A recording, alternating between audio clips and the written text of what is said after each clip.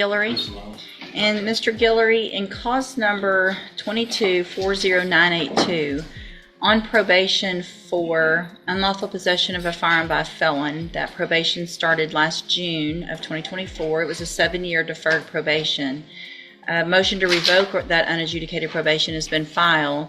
Looks like the primary two allegations are, one, that you have allegedly committed the offense of aggravated assault with a deadly weapon, June 19th of 2025, and also evading arrest or detention with a vehicle on that same date.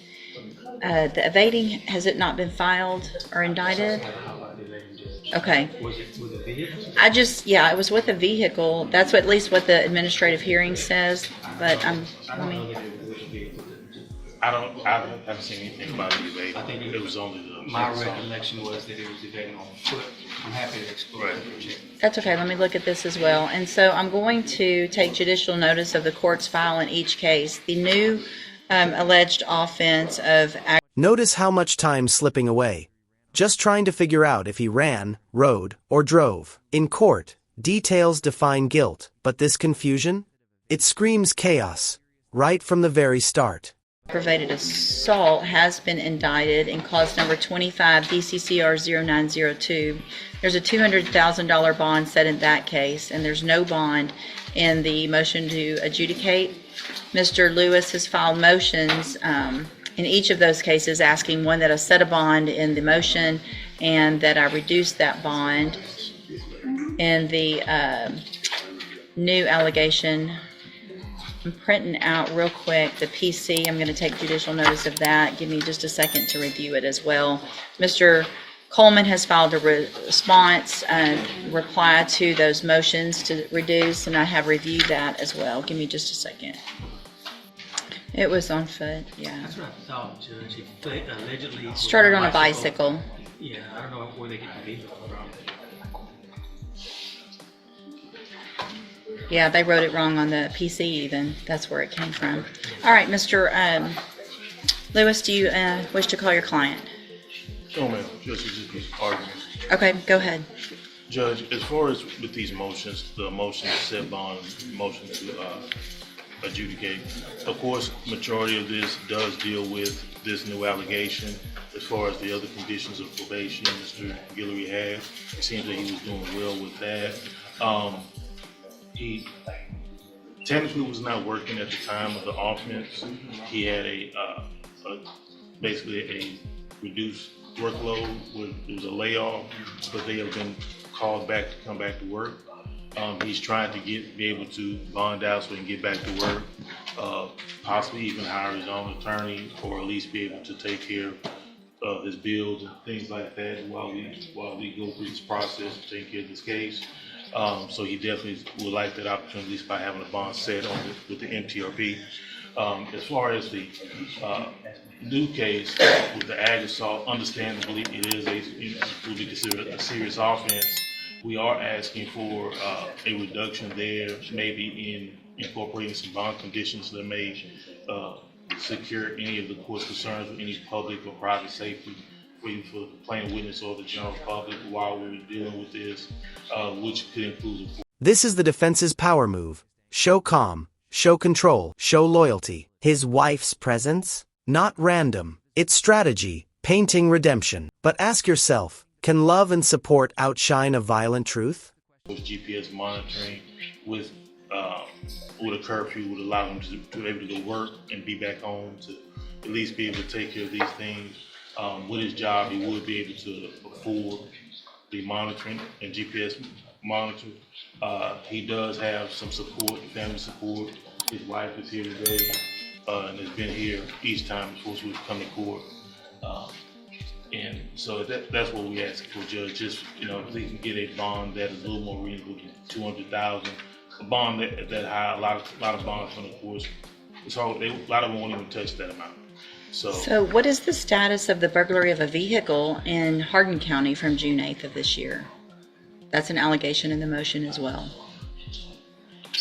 As far as I know, it hasn't been accepted or they've been going to court on that. My understanding. So the main issues that we were dealing with, of course, is what was here. Well, that's, obviously that one is also important to me because that would be another felony allegation. And this is where the whole room shifts. Psychosis, trespass, fear. It's no longer just law, it's safety. When a story turns from redemption to danger, every judge in that room wakes up fast. While he's on this probation. Let me see if the administrative hearing has any information on that. So when the administrative hearings are scanned in, I've noticed that some of them, it'll say see attached narrative or PC or something, and those are not always scanned in. Are you looking at the court copy? It'll say court copy. Okay, so the court copy should Court have copy, it. 'cause, it's not popular. Gotcha. Yeah. No, that's perfect. That's what I needed. Give me a second. I'm going to print this out because this is...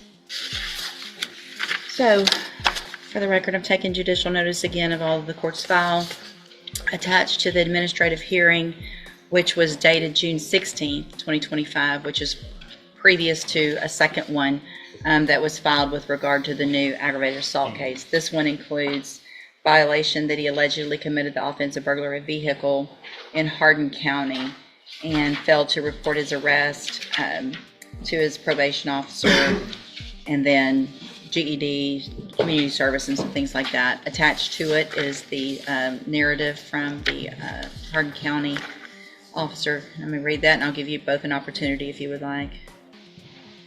So this is allegedly a neighbor where the allegation is that Mr. Guillory got in their car, tried to start it and leave, that they confronted him, that he got out, walking up and down the driveway between the trailers, quote, freaking out, striking the trailers in his own vehicle. The officer also noticed kind of some erratic behavior, felt like he was under the influence of some type of intoxicant, which he denied, but it sounds like there was something going on. And Judge, if I may, speaking with him, he said this was an episode where he was under some type of psychosis, dealing with mental health, and checked himself in for treatment shortly after. All right, so obviously I need that information because I don't feel like if that's going on that it would be in the best interest of our community to have a bond at this time. If there's something going on, then potentially we need to have some type of evaluation done ourselves to find out what that is and get that information to me. Based on all of the allegations in the motion as alleged, the burglary of a vehicle, the new aggravated assault with a deadly weapon, and the fact that he's already on probation for unlawful possession of a firearm by a felon, which means he's already a felon in that burglary of a habitation case, I believe. That was a conviction. I'm going to find, based on all of that information, under 17.15, as well as the Constitution, that I can deny bond in the appropriate circumstances. And at this time, in cause number 22-40982, I am going to deny setting a bond in that case, and I'm going to deny the request to reduce the bond in cause number 25 DCCR 0902. And if you will get any information gathered together with regard to any mental issues, obviously that could go into play once we get to whatever point we do on what I'm going to do with the probation in the new case, and potentially for Mr. Coleman as well. If you feel like there's an issue with competency, let me know. It doesn't sound like that's the issue, but if so. This ruling says it all. The judge doesn't see error, she sees pattern. A felony on probation. Another stacked high, mind unstable, too much risk. Today, safety wins over sympathy. Let me know. We'll get a someone out there to see him as quickly as possible. No problem. All right, you can go back with the bailiff.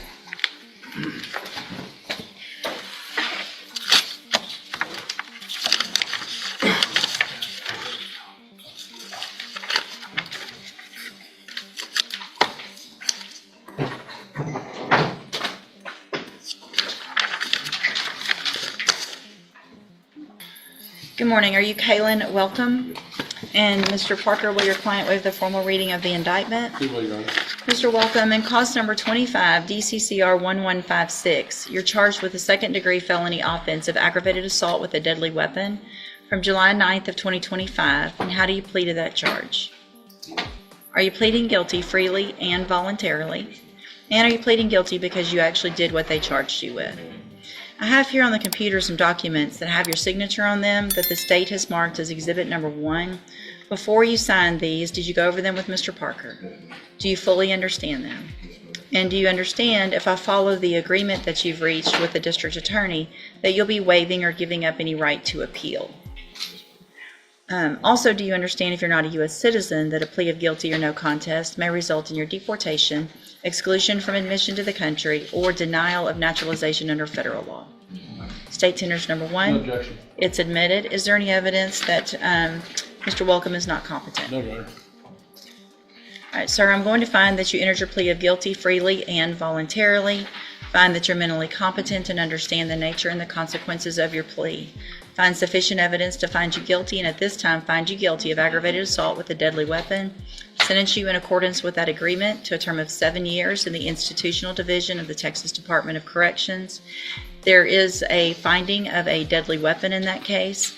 You will receive credit on that sentence for any time that you've been in custody that the law gives you the right to receive. I'm going to hand you the trial court certification that shows this was an agreement that I followed, so you waived your right to appeal. I'm also handing you a written admonishment regarding your ineligibility to possess a firearm or ammunition. Because of the judgment entered against you, you're ineligible under Texas law to possess a firearm or ammunition. Possession of a firearm or ammunition could lead to charges against you. Firearm is a legal term, and you should read the written admonishment I provide you to see what devices qualify as a firearm. If you have questions